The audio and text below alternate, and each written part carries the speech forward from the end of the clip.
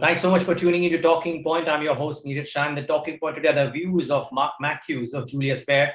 He needs no introduction, really. He tracks Asia and India very, very closely, and would be important to understand from him the ramifications on Asian markets because of all that's happening around the world. Mark, great having you. Thanks for joining in. Hope all is safe. Just an honor and a pleasure to be here, Neeraj. Thank you very much. Yeah, the pleasure is ours. Mark, can I start off with what is front and center? How difficult is it to map the impact of the ongoing geopolitical stress on the Asian markets? It's very difficult.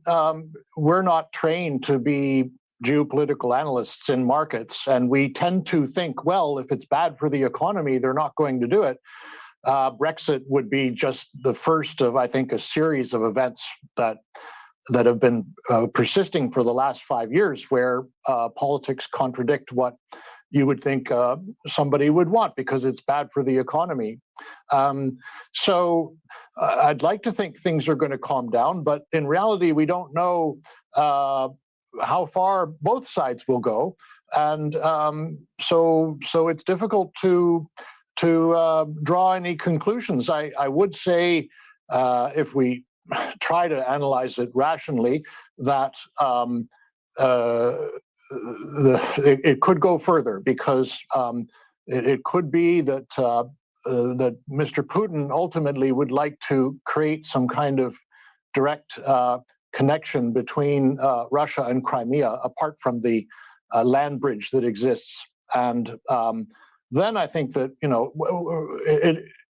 it could fade away, but I think the chances are that this thing's going to be with us for a while, and we'll learn to live with it, I suspect, even if there is some loss of life, heavens forbid. I don't think it's going to escalate into World War III, but it could end up going down in history as a very important turning point for multiple reasons, not the least of which is if the West sort of shows that's unwilling to engage, then that could set a precedent down the road for China and Taiwan. Oh, yes. So on a political front, you reckon, Mark, and eventually, of course, everything politics also has economic impact, but from a political perspective, you reckon that more than what it does in the immediate near term, the precedent that it sets for the future could be very important. Yes, exactly. Okay, Mark, as difficult as it would be because nobody can second guess what will happen in the minds of Russia and the other parties involved. If it is an ongoing conflict or ongoing tension, the impact that it has on oil, on certain other commodities, on inflation, what have you, how big an impact could that collateral damage be for certain oil importing countries, particularly in the Asian region? You'd think it would have an impact, but I mean, Russia's not the only oil and gas producer in the world. We have Iran that could come back. We have LNG, coming out of various parts of the world that could be redirected. I think in the case of a real escalation of the conflict, then yes, oil has the potential to go much higher, but there would be a strong supply response. So it's certainly not what we think, that oil is going to go in the triple digits and stay there for very long. And previous episodes you can look back on of geopolitical unrest, for example, the Iraq invasion of Kuwait, did result in a spike, but then a return to a more normal price of oil in a pretty short period of time. Okay. Mark, so individually, some of these events might be having idiosyncratic impacts, which might not be very large, but I was just thinking, I mean, from an India perspective, even the elections, but the elections notwithstanding, from a global markets perspective, geopolitics, rising yields, maybe a quick response from central banks around the world, and of course, the withdrawal of QE, all of these bunched up together, do you reckon there are headwinds in the near term for equities? Or do you think some of the corrective moves that have happened thus far bake in the negatives from all of these events bunched up together? I think we're in an inflection point, but nobody really knows what the outcome will be because a lot of these variables, I think even Mr. Putin doesn't know where they're going. And so what I would say is that it could go either way. So the case you described is the bad way, but Ukraine could settle down, they could find a deal. I really scratch my head with this Ukraine issue because I feel that the U.S., if I was a sort of the State Department person, I would feel we should make a deal with the Russians, and the issue is going to be one with China eventually. They're not doing it that way, so that's why I'm saying there are some things going on that sort of contradict what you would think is sense. But I want to say, anyway, to continue on that train of thought, that things could improve with Ukraine. The inflation prints could start coming down. In fact, I think they will, and they already are in some cases. And central banks could be much less hawkish than the market is pricing in. Then you could get a very, very, dare I say, violent rally. That is also possible. So I think we need to stay humble and recognize that there is a lot we don't know. Yeah, I guess I would say I would leave it like that. And I would say that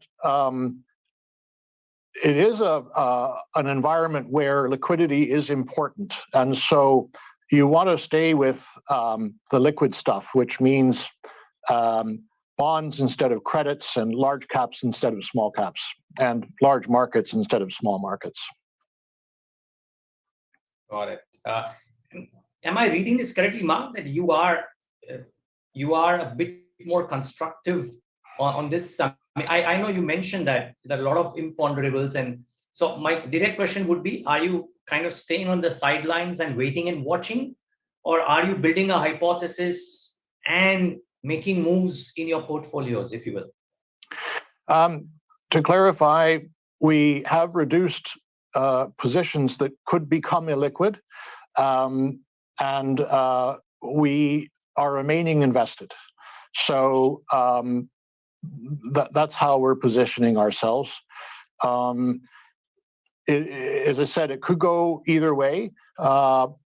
Balance of probabilities, I think, is in favor of a more optimistic scenario, but I wouldn't put that very, very north of 50. In other words, it's not 80 or 90. It's probably something more like 60. Got it. Okay, Mark. Just from an Indian market watcher's perspective, how critical is 2022? We've had 2-3 years of fairly lackluster growth, even though we've bounced back, but still below pre-COVID levels by a wide margin. But 2022 promises to be a year of strong economic growth. But in light of all the other variables around the world, do you reckon Indian markets are fairly valued, or is there chance for some money making here? Well, the valuation is relative to its peers, and that includes the bellwether, which is the S&P. So if the peer group goes down, if equities go down globally, India will be part of that. There's no escaping that reality. In the optimistic scenario I've described, actually, I don't think it would be an outperformer because other things have gone down a lot more. India's relatively performed better than the S&P so far this year. NASDAQ certainly. I can make a long list of things that I like in India, including the economic growth, including the foreign exchange reserves of the RBI, including the politics. But ultimately, if the risk appetite globally sours, what 2008 taught me was that no market can escape that. So if the world markets turn sour, India turns sour. But if the world markets go up, which is melt up, which I heard you use the term violently up move or violent up move possible. India will not necessarily have the same kind of up move, probably, as some of the other more beaten down markets would. Yes, intuitively one would expect that. Okay. What's the problem area? I don't reckon you think that oil is a problem area. So aside of a risk of in all world markets, is there something else that could come back and hurt the Asian region or India in terms of either growth or commodity price inflation or some other stuff? Well, the problem is that when people get worried, they will sell the things that are furthest away from them that they understand the least. And so that's how foreign investors would react, is that they would say, I don't like the way the world looks. Here are these companies I own on the other side of the world. It seems awfully far away. I don't feel that I know it very well. And so it's an obvious place that would be part of a de-risking exercise. I would say that the good news is foreigners were consistent sellers of India throughout all of last year, and locals were the buyers. I interpret that positively. But there surely is foreign money left in India. It seems to be more concentrated in the private equity space now. But anyway, what I wanted to say, sorry, I'm rambling a little bit, is that people will tend to sell the things that are furthest away from them when they when they're feeling, risk off. Okay, fair call. Mark, actually, I was going to ask you that one last question about flows. You kind of preempted my question. I remember 2 years ago we had this conversation where you told me that Indian markets will do well because Reliance Industries is going to get a lot of flows, and that will help the Indian markets per se. I reckon let me just try and ask you point blank.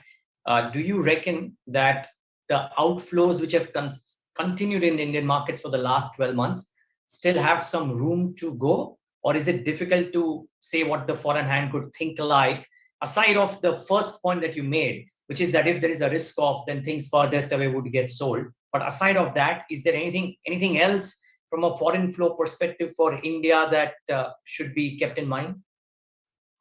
Well, the one that pops into my mind is a benefit, which is the largest emerging market in the world is becoming uninvestable for many, many people, and that's China. And so that's 4 times the size of India, I think. And so it would just take a little bit of the allocation. People would say, well, I want to remain invested in Asia or emerging markets, whatever, but I can't buy China anymore.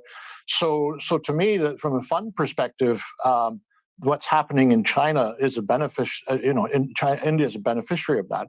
I have to be honest, I don't understand why foreigners were big net sellers of India last year and why they remain so. I just don't know why. It's kind of a mystery. But so therefore, I can't really answer your question in saying, will it continue or not, because I don't even know why they were selling. I wouldn't do it. That's words of confidence. Mark Matthews, always a pleasure talking to you. Likewise today. Thank you so much for your time. Thank you very much, Niraj. Bye-bye. Bye-bye. And viewers, thanks for tuning into this edition of The Talking Point.